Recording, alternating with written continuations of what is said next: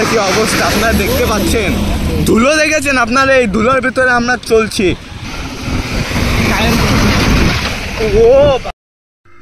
আসসালামু আলাইকুম ভিউয়ার্স।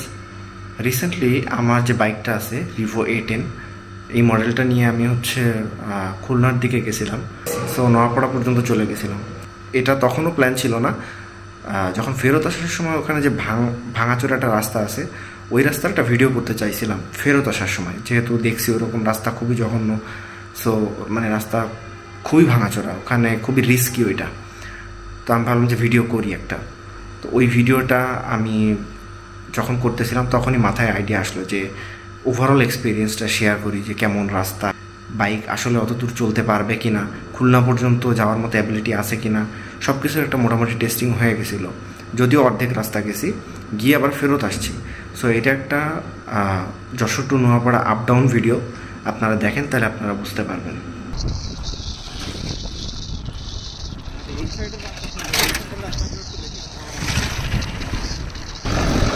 আপনারা দেখতে পাচ্ছেন এখানে আমরা কি রোড দিয়ে যাওয়া আসা করছি।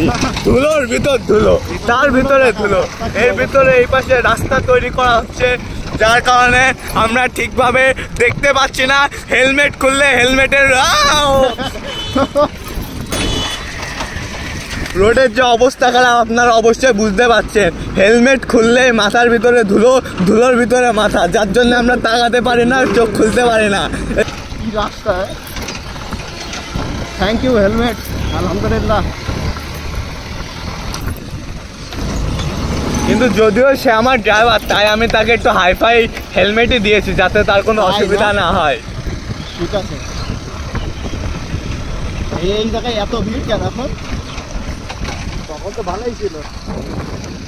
যাও যাও যাও যাও যাও যাও।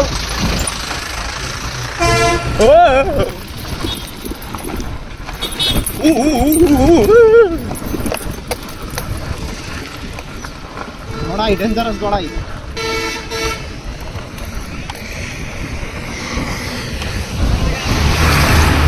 ও শিট, what the fuck! আপনারা দেখতে পাচ্ছেন, কিছুই দেখতে পাচ্ছি না আমরা। রাস্তার কি অবস্থা আপনারা দেখতে পাচ্ছেন। ধুলো দেখেছেন আপনারা, এই ধুলোর ভিতরে আমরা চলছি। কি একটা অবস্থা। যদিও ড্রাইভার সে, কিন্তু তার গাইডলাইন আমাকে দিতে হয়।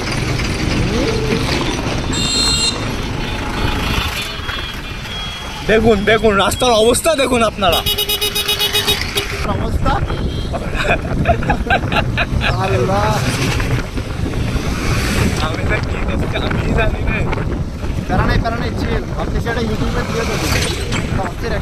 আপনারা বুঝতেছেন তাহলে আমরা কি কোন অবস্থার ভিতর।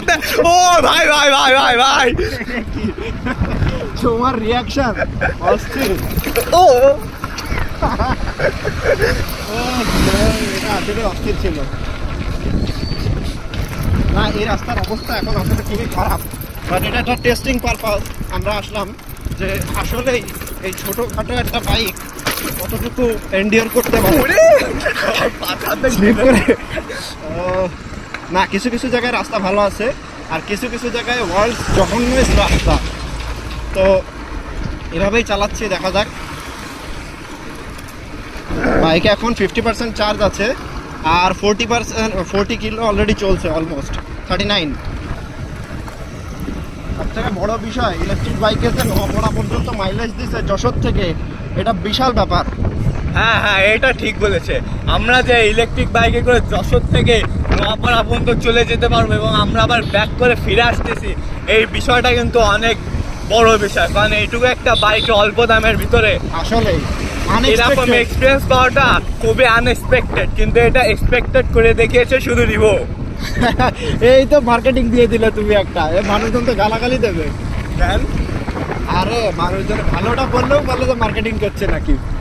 অথচ আসলে যে বাইকগুলো চলতে পারে, এটাই আসলে মানুষ বিশ্বাস করতে চায় না। তুমি যে গান শুনতেছো, এটাও ভিডিওতে চলে এসছে। What a dangerous Gorai.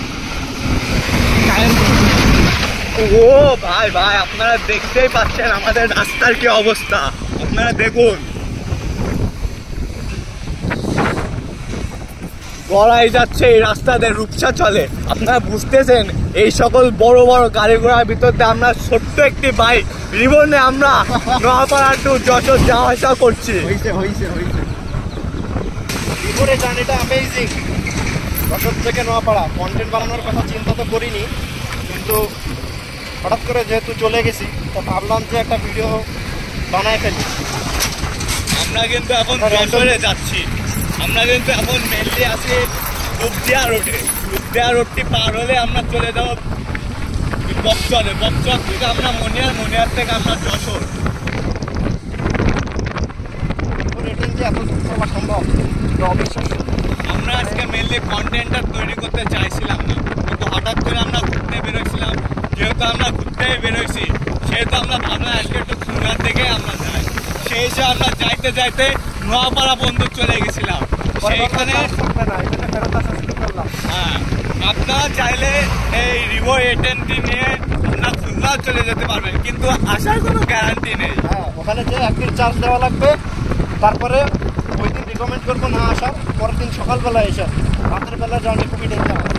এখন আমার সর্বোচ্চ টপ স্পিড পাচ্ছে 31, কারণ টানা চলছে প্রায় 2 ঘন্টা হয়েছে, 1.5 ঘন্টা প্লাস, 1.5 ঘন্টা প্লাস চলছে টানা। 34 ছিল সর্বপ্রথম যখন চালু হয়েছিল। এখন 53 কিলো অলরেডি চলছে, 32% এখন চার্জ আছে। সর্বোচ্চ মাঝে মাঝে 32 উঠতেছে। এটাই অনেক, যে 53 কিলো টানা চলেছে, চার্জ 28 হয়ে গেছে। আপনারা দেখতে পাচ্ছেন 59 কিলো চলছে অলরেডি, আর 16% চার্জ আছে। তার মানে এটা যদি 15 হতো তাহলে এখানে প্রায় আপনার 60 থাকতো। তো আপনার 85% চার্জে যদি 60 কিলো যায় আপনারা ইজিলি খুলনায় পৌঁছাতে পারবেন, যেটা আমাদের বিশ্বাস। এটা আপাতত আমরা এক্সপেরিমেন্ট করছি নোয়াপাড়া পর্যন্ত, যেহেতু খুলনায় যাওয়ার কোনো প্ল্যান ছিল না। নেক্সট হয়তো আমরা খুলনায় যাব, তাহলে এটা ক্লিয়ারলি বোঝা যাবে যে আসলে খুলনা এটা একদম সিটির থেকে, আমার বাসার থেকে আমার আত্মীয় বাসা পর্যন্ত সরাসরি যাওয়া যায় কিনা, যেটা খুলনা সদরে, আমার বাসায় যশোরে একদম সদরে। সেদিন আসলে কোনো প্রফেশনালি ভিডিও করা বা ওরকম কোনো মেন্টালিটি ছিল না, যার কারণে কোনো এন্ডিং টানা হয় নাই, কোনো এন্ডিং দেওয়া হয় নাই। সো আমি একেবারেই ইনফর্মালি একটা এন্ডিং দিয়ে দিই যে ফিউচার আমাদের ইচ্ছা আছে রিভো বা অন্যান্য ইলেকট্রিক বাইক নিয়েও কাজ করার, মানে আরও বেশি বেশি রিভিউ দেওয়ার, সেগুলো টেস্টিং করার। তবে আমি একটা জিনিস বলতে চাই, সেটা হচ্ছে যে টেইলজির বাইক আমি একবার টেস্ট রাইড দিয়েছিলাম। ওদের বাইকের সাসপেনশনটা অসাধারণ। মানে যেই রাস্তা দিয়ে আমরা এতক্ষণ ধরে যাওয়া আসা করছি, ওই রাস্তায় যদি টেইলজির বাইকটা থাকতো তাহলে আমরা যেই পরিমাণ ঝাঁকুনি খাইছি ওই পরিমাণ ঝাঁকুনি কিন্তু আমরা খাইতাম না, এবং খুবই স্মুথ একটা ড্রাইভিং এক্সপিরিয়েন্স পাইতাম। কিন্তু টেইলজির বাইকের একটা বড় সমস্যা আছে, এবং টেইলজির না, অন্যান্য অনেক ইলেকট্রিক বাইকের একটা মেজর সমস্যা হচ্ছে চার্জারের জায়গাটায় বার দেখানো, পার্সেন্টেজ দেখানোটা খুবই মানে কম কিছু বাইকে আছে এবং ভালো কিছু ব্র্যান্ডে আছে। সো আমার যেটা মনে হয়েছে যে টেইলজি বা অন্যান্য যে ব্র্যান্ডগুলো আছে সেগুলো উচিত পার্সেন্টেজে দেখানো, কারণ বাই চান্স আপনার যদি মাইলেজ 1 কিলো কমে, এটা আপনি কি করে বারে বুঝবেন? আপনি যদি ফুল চার্জে চালান এবং পুরোটা কমপ্লিট করেন তখন আপনি এটা ধারণা পাবেন, কিন্তু আপনি যখন র্যান্ডম রেগুলার রাইড দিচ্ছেন তখন কিন্তু আপনি এটা বুঝতে পারবেন না যে বারে যখন শো করবে তখন কিন্তু আপনি ওই 1%-এর যে গ্যাপটা বা 2%-এর যে গ্যাপটা এটা কিন্তু বুঝতে পারবেন না। সো এই এক্সপিরিয়েন্সটা শেয়ার করার ছিল। আর সামনে ইনশাল্লাহ আরও ভালো কাজ আসবে ইনশাল্লাহ, দেখা যাক কী হয়। আজকের জন্য এই পর্যন্তই। আল্লাহ হাফেজ।